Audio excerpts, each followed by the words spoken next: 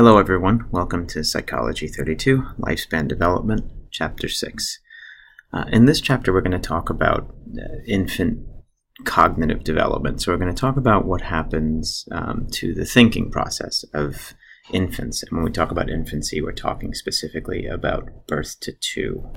In this chapter, we're going to talk a lot about Piaget, because Piaget is the founder of cognitive psychology, and when you talk about cognitive development, you really can't do it without focusing on him quite a bit. So in chapter 2, when we were talking about theories of development, we had the 5 major theories, and cognitive, if you remember that one, was broken down into 4 stages. Within each of the 4 stages of cognitive psychology, there are sub-stages.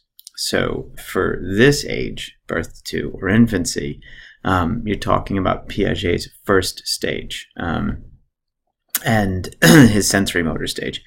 And we're going to talk a lot about what goes on and the sub-stages within the sensory motor stage in this chapter. Okay, then we'll talk a lot about language development, because language development can be extremely important when it comes to child development, or the study of language development can be extremely important. So we'll talk about that a little bit as well. All right, first, a couple of things about Piaget. He believed that children thought differently or think differently than adults do. And he said that every child goes through 4 universal stages, meaning every child in the world goes through the same 4 stages and in the same order. In essence, cognitive development is biologically based. He really talked a lot about that, where this is very different than sociocultural theory, where Lev Vygotsky talks about development basically being a function of your environment. Piaget went the other way. Piaget basically said cognitive development is really a function of biology, it's a function of intelligence, it's a function of maturation and history, and you're only capable of understanding certain things, according to Piaget, once you have developed to the point at which your brain can handle this type of information. He said every child goes through the same stage in the same order, and nothing can be skipped. And there's no guarantee that you'll get to the 4th stage or even the 3rd stage. You develop as you develop, and if you get there, you get there. And if you don't, well, then you just don't. Now, one thing to understand about Piaget's original work versus what the textbook says. In Piaget's original work, he didn't really have these predefined ages. He didn't say it's guaranteed that between the ages of birth and 2, you'll go through the sensory motor stage, and then from 2 to 6, you'll go through the next stage, etc. He said this was the order of the stages, and these are roughly the ages at which you go through the stages, but there was no guarantee. You didn't have to get out of the sensory motor stage by 2. You could be in it at the age of 3 or 4, or you could get out of the sensory motor stage by 6 or 8 months. Everybody differed. When the textbook was written and other people interpreted Piaget's research, they sort of put these artificial age limits on it. But that's not his original. His original research didn't dictate age. And again, I mentioned this before, these stages are universal. Everywhere in the world, every child is going to go through these stages in the same order. And again, there's no guarantee on what stage the child is going to get to. It's just that they're going to go through each stage and in the same order. Okay, so breaking down what happens in the first stage.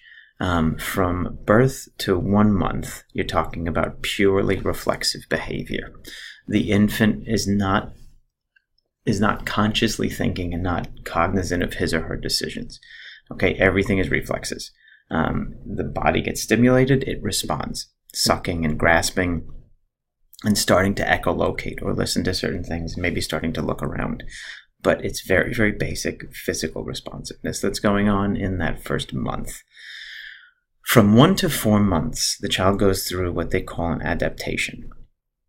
Okay, an adaptation, according to Piaget, is a behavior change based on differing environmental stimuli.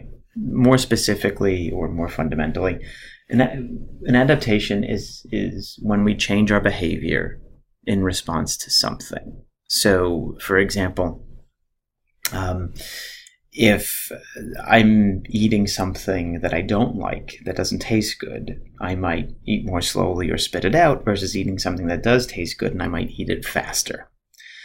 Infants who are purely reflexive, anything you put in their mouth, they'll, suck, swallow, and breathe, right? That famous cycle that lactation consultants talk about, suck, swallow, and breathe.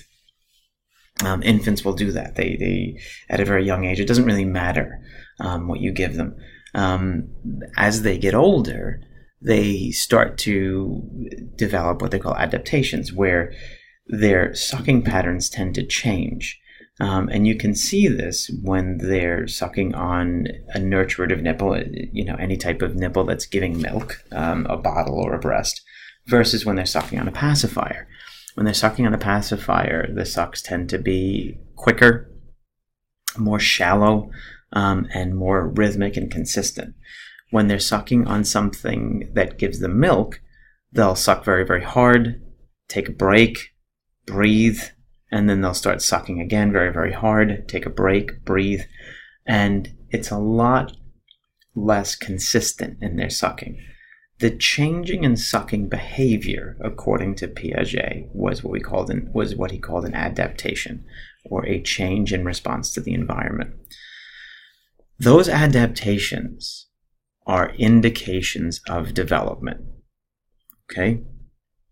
And those adaptations become the building blocks of cognitive development, according to Piaget. And obviously they get more complicated and more involved as we age, but those adaptations are the first signs that we look for as an example of cognitive development, according to Piaget.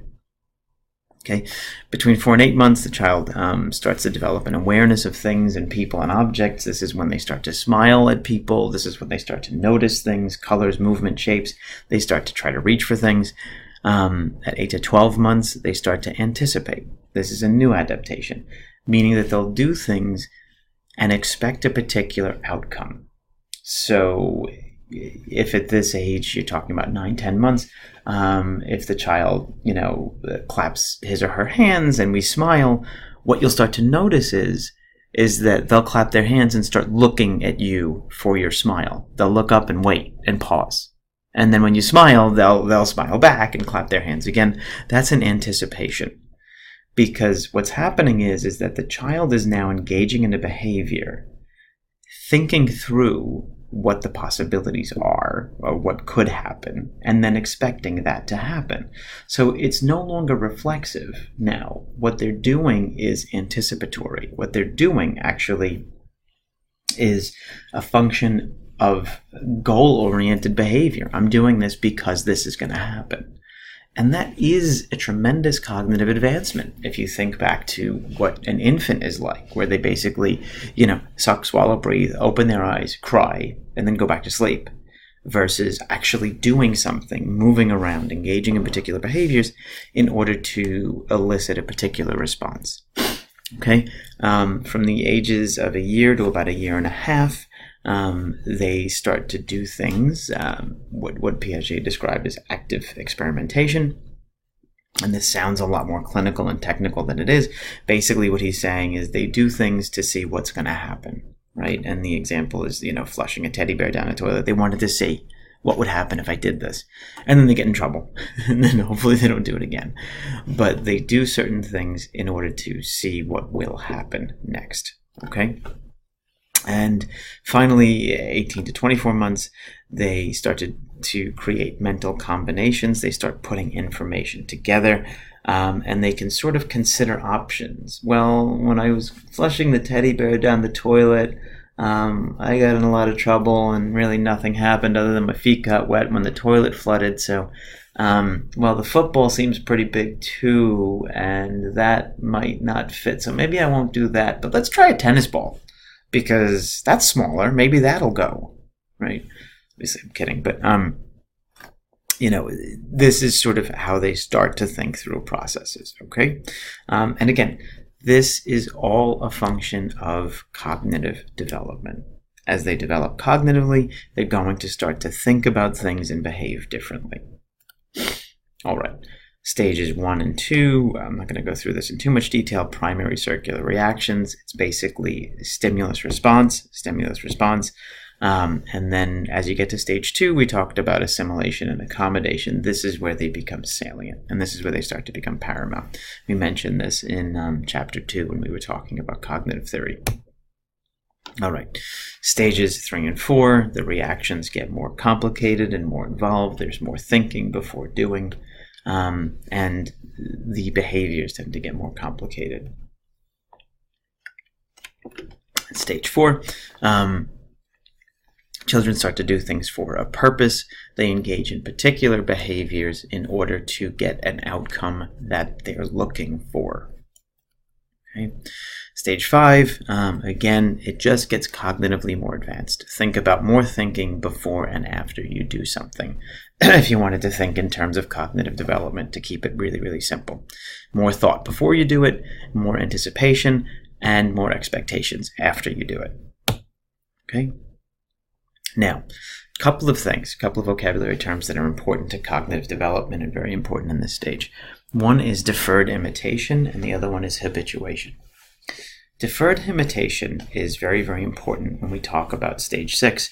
And what happens with deferred imitation is that a baby will engage in a behavior that they had seen much earlier on. And when I say much earlier on, I might mean days or weeks before. This is important because it means that the baby has remembered the behavior, stored the behavior, retrieved the behavior, and then applied it to a setting that they think is appropriate. Okay, or used it at a time where they think it's going to bring a particular outcome. It's not just parroting or copying something that they've seen, right? It's easy for an adult to clap and the baby to see the clapping and the baby claps.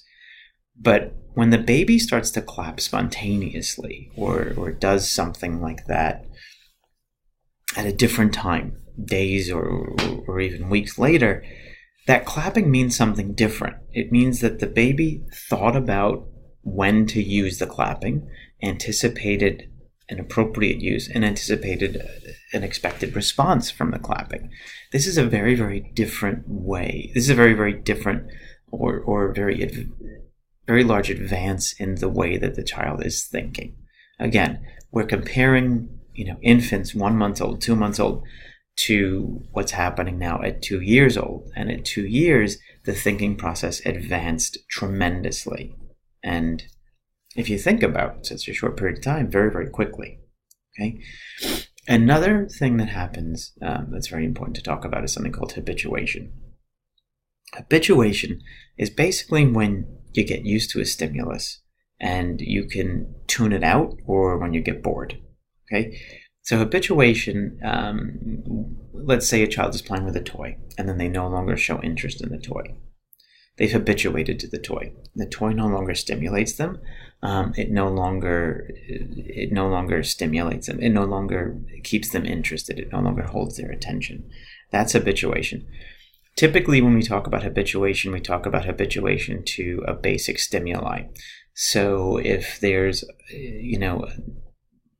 a beeping sound or a car alarm going off consistently in the background, after hearing this car alarm for 20 minutes, 30 minutes, as long as it's not one of those changing alarms that makes different sounds, let's say it's just a car horn beeping regularly, eventually you just tune it out because you've habituated to the stimulus. You really just don't pay attention to it anymore. Your brain no longer focuses on that. Your brain focuses on other things. When children habituate, the same process happens. They're no longer stimulated by this thing. Their brain is no longer paying attention to that, and they can pay attention to other things. So they can habituate to basic stimuli, like noises or sounds in the environment, background noises, or they can habituate to more complicated stimuli, things that used to hold their attention and no longer do. All right. Language development. We're going to spend a considerable amount of time in this chapter talking about language development. And the reason why is that so much goes into language.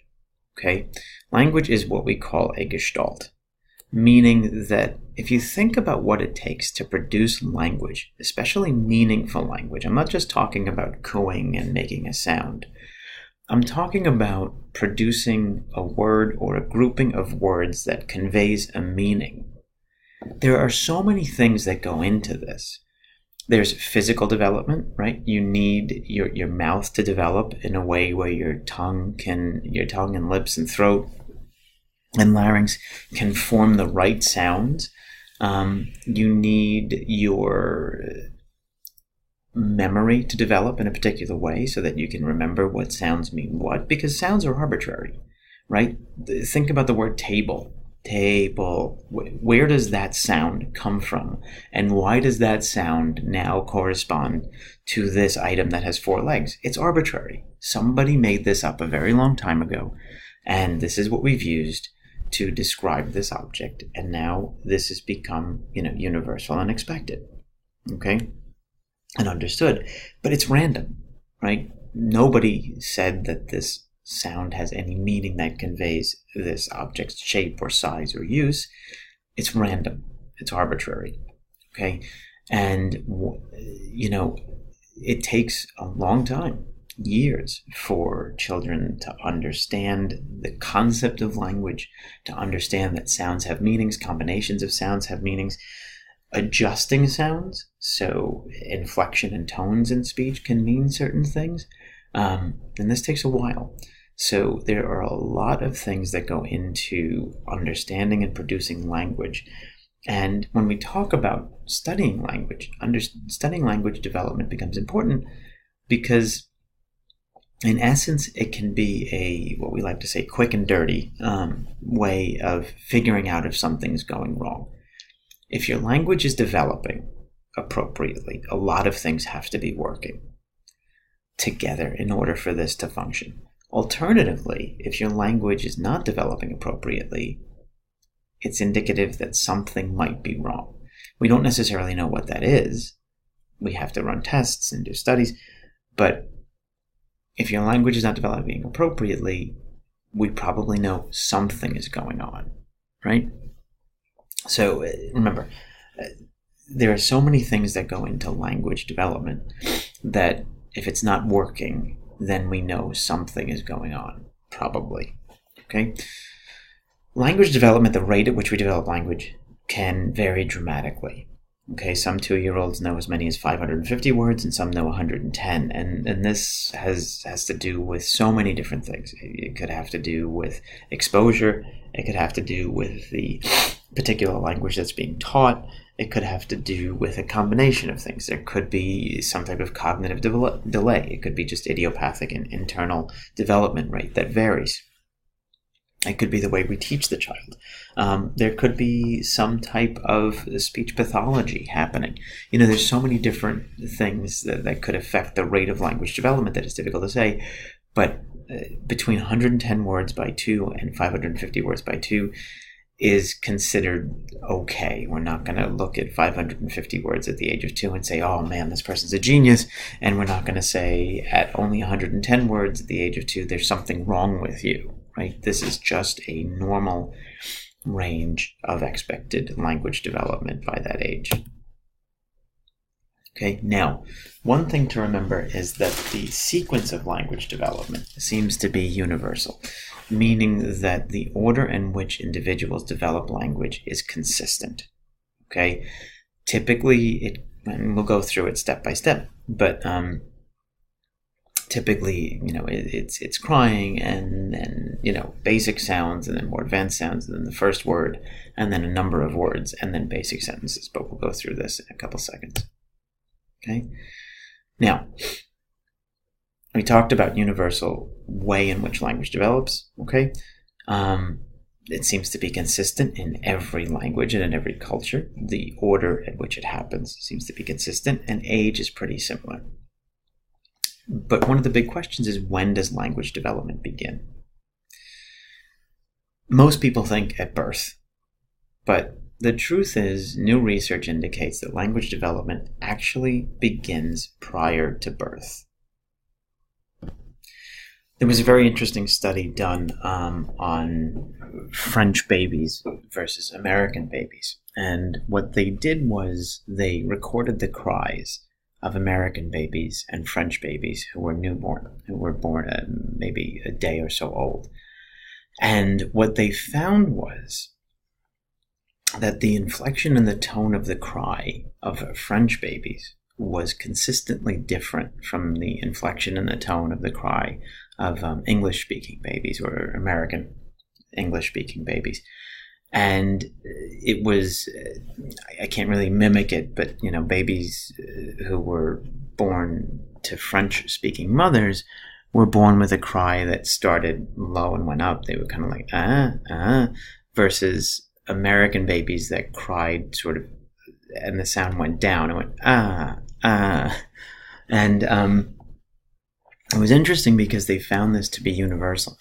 And if you think back to the in the womb video, if you think back to the sense that is stimulated and most well developed at birth is hearing, which means that the baby's hearing things while they're in the uterus. And if you think about what that could mean, if the baby's hearing things, and part of the way that they learn language is through audition, through hearing the language, and hearing the language develops the auditory cortex in the brain, the area of the brain responsible for listening. And then part of our language development is a process of mimicking or modeling. Then it kind of makes sense that language development happens prior to birth, right? It makes sense that we're learning to speak because our brain is stimulated in a particular way before we're even born, all right? And so language development happens in the uterus. It's difficult to say exactly when that starts. The brain has to be developed to a certain point before the auditory cortex is developed. And only then can the auditory cortex be stimulated. So I wouldn't say at conception language development happens, because at conception you're talking about being, a single-celled organism. But it might happen shortly after, when the different areas of the brain begin to develop. Okay. Now, one of the ways that we help stimulate language development is through child-directed speech or baby talk or motherese. And we do this automatically. Nobody teaches us to speak this way to children. We just do. Hi, how are you? How are you? Right? That repetitive high speech where we tend to repeat sounds again and again, repeat phrases again and again. And this is actually a really great way to help people learn to speak, because it helps us recognize patterns. It accentuates certain sounds and deaccentuates or de-emphasizes certain sounds. And if you think about it, it would be fantastic if we were learning a second language and people used baby talk or motherese. Can you imagine if you were sitting in your Spanish classes, if that was a second language that you learned in school, and instead of saying, hola, ¿cómo está? The professor was saying, hola, hola. It would be so much easier to understand the language, and it would be so much easier to learn and develop the language.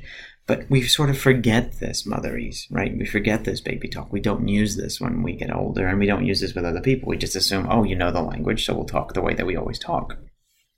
But this baby talk or motherese tends to be very, very effective when we're talking about learning how to speak. It helps the individual access the language, and it helps them understand it more easily. Okay, steps in language development, pretty straightforward. I don't have to go through all of these, right? Crying, cooing, babbling, first word, and then the naming explosion. This is one that I do want to talk about a little bit. What happens with that 12 to 18 month age? The child will get their first word, right? Mama, dada, right? And that's normal. And the words will come slowly, okay? Eat, right? Now, or hold, and the words will come very slowly. All of a sudden, at a certain point, between 12 and 18 months, somewhere in there, all of a sudden, the child's vocabulary will increase exponentially. They will start learning words that we had no idea they were even exposed to. Dog, cat, table, right? Hat, floor, chair, bed. And it's nouns that they tend to acquire very, very quickly. The reason why this happens is because if you think about it, one of the first words the child will say is mama, right?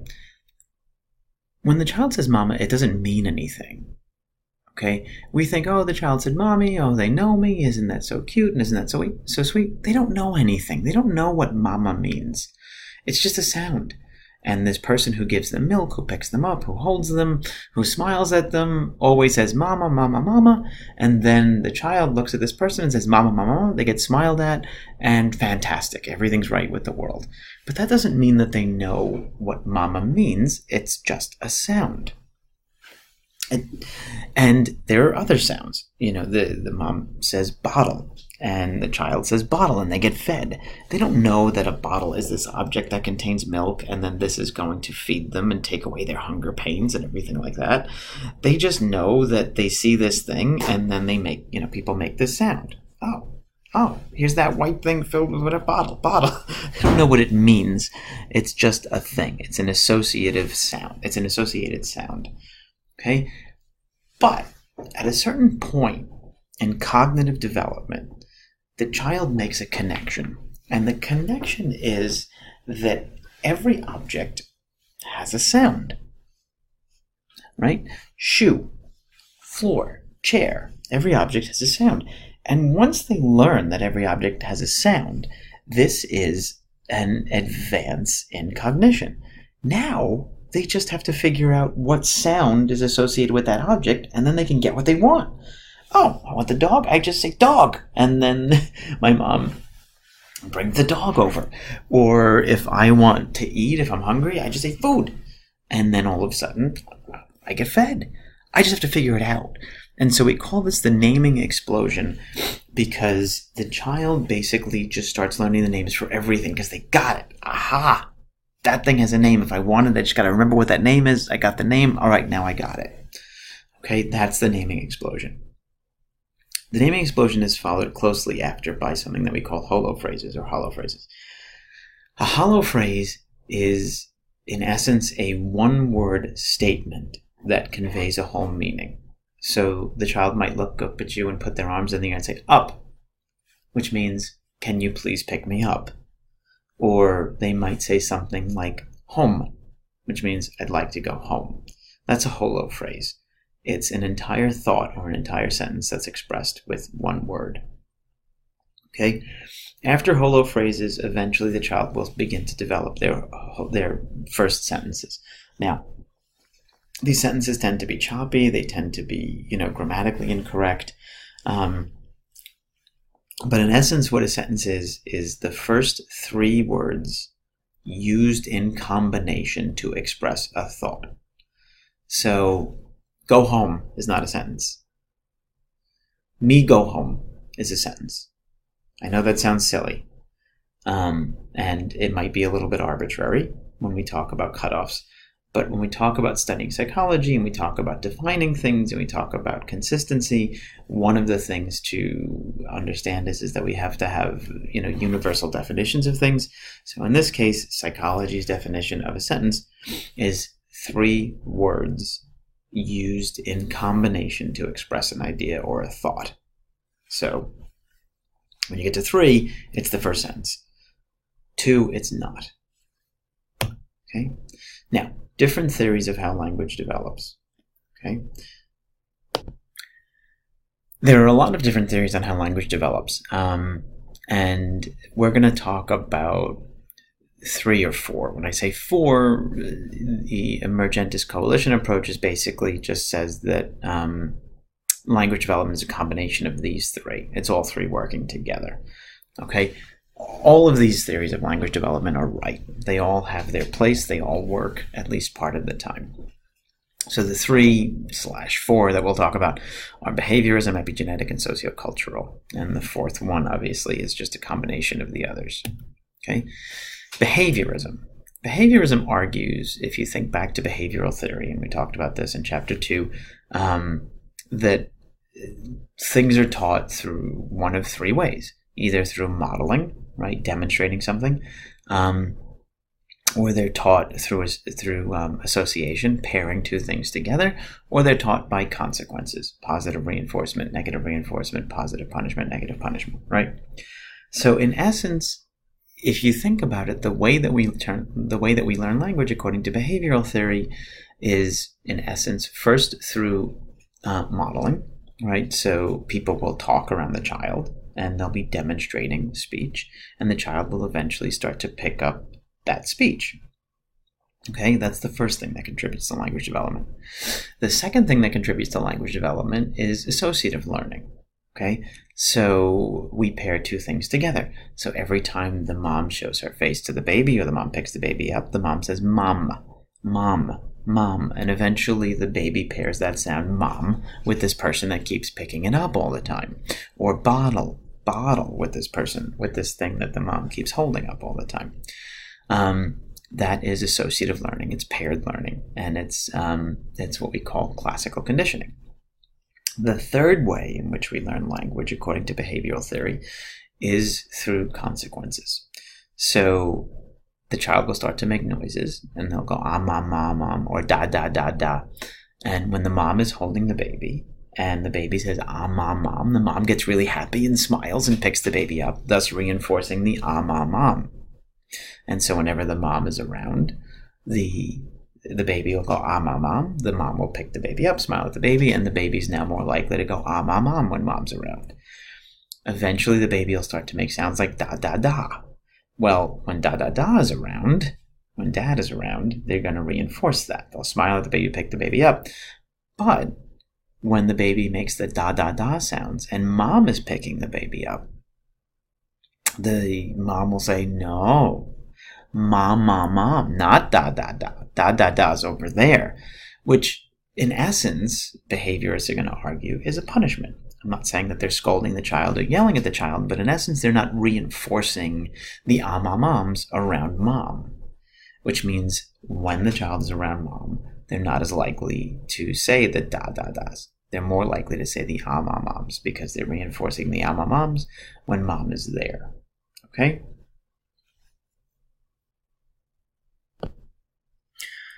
So, in essence, behavioral theory basically talks about the fact that we learn language because of modeling, because of reinforcements, and because of association.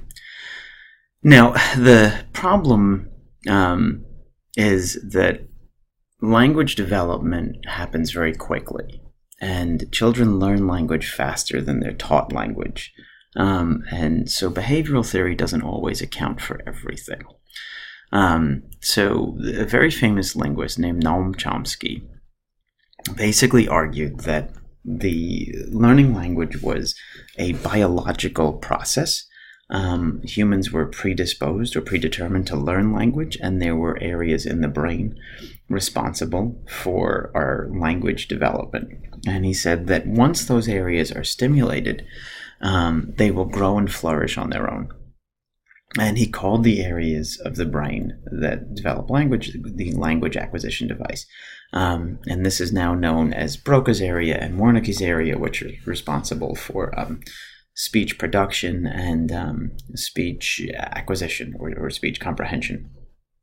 Okay, and in essence, he talked about the idea that humans are exposed to languages, but our language develops based on biological principles in the brain.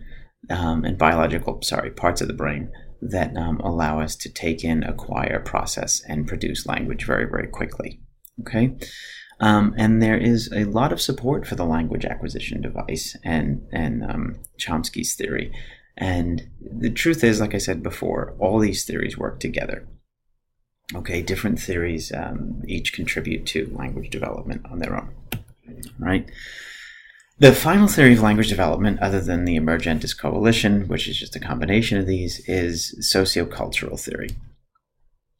And basically, what it says is that, our language and culture are interrelated. We used to think that language, sorry, I keep getting confused. I always reverse this and I don't want to say the wrong thing. We used to think that, in essence, culture and language were, very strongly interrelated, and we know that. But we used to think that culture influenced language. What we know now is that language actually has a stronger influence on culture than the other way around. So as you're learning language, it begins to define the culture. And sorry, I didn't want to reverse that. I wanted to make sure I said that correctly.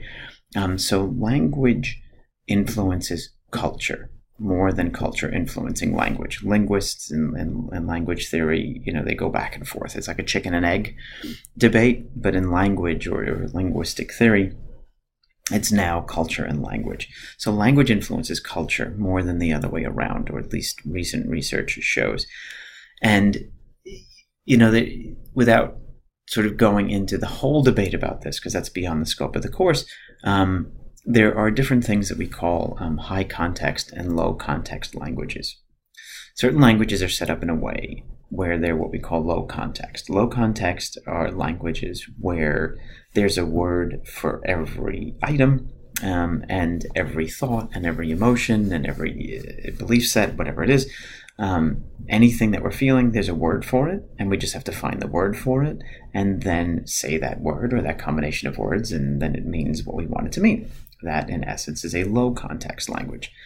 High context languages are languages that have a lot of implied meaning, where there won't actually be words, but the tone of the language changes, the rate of the language changes, the way that you say things becomes very important, more so than what you say. So there are a lot of things implied in high context languages that aren't said explicitly. And, this, really becomes significant because if you think about it, this is not only going to affect the way you talk, but it's also going to affect the way you think.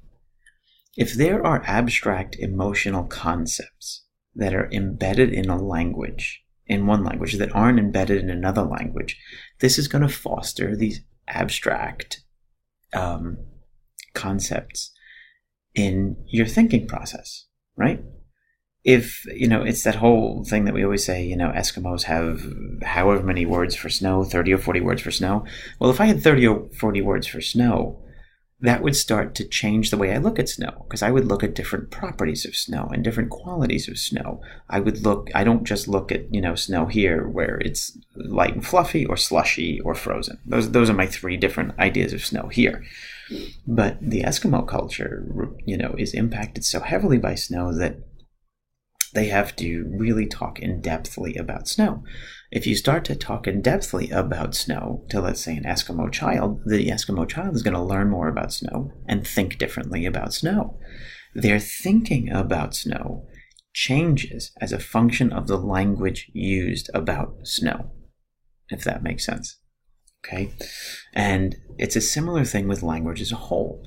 If we have language for certain emotions or moods, or language that has a lot of subtlety to it or implications in it, that's going to change and affect the way that we think and develop, as opposed to a language that's very literal. I say what I feel what I say. In that case, you're going to think differently. Sociocultural theory really looks at the impact that culture and language have on the individual. And in this case, language, it can be argued, is the culture itself. And so, in essence, as we're learning language, it's creating this culture in our mind, and it's changing the way that we think. And this is very, very salient nowadays, because one of the things that's becoming very popular and one of the things that's becoming very important in our society are translating software, Google Translator or other translating software. And, why are they having such a hard time making this app good? It works very, very well, but it's really taking a long time. It's a lot of research and development. Well, because there's not really a direct translation between one language and another all the time. And even within a language, tone, inflection, speed, rhythm, rate, pitch, all of these things infer meaning. And in some languages, they have a stronger inference than in others, but they all infer meaning, and they all have a value one way or another. And so this is what makes it very difficult for a software program that's in essence really just programmed to handle basic vocabulary and maybe a little bit of grammar to try to convey these thoughts and these meanings from one language to another, especially if the languages don't match up. So why do I talk about this? I talk about this because it's important to understand that language, in essence, is culture. Language influences culture. And if you're talking about language and language development, the different language-owned cultures are going to have a strong impact on development. So in essence, when we're talking about language development, we're talking about a lot of different influences that go into it and a lot of different things that contribute to language development. Okay, like I said before, the Emergentist Coalition approach basically says that all three of the previously mentioned theories of language help and encourage language development. Okay, all right, that's it for Chapter 6.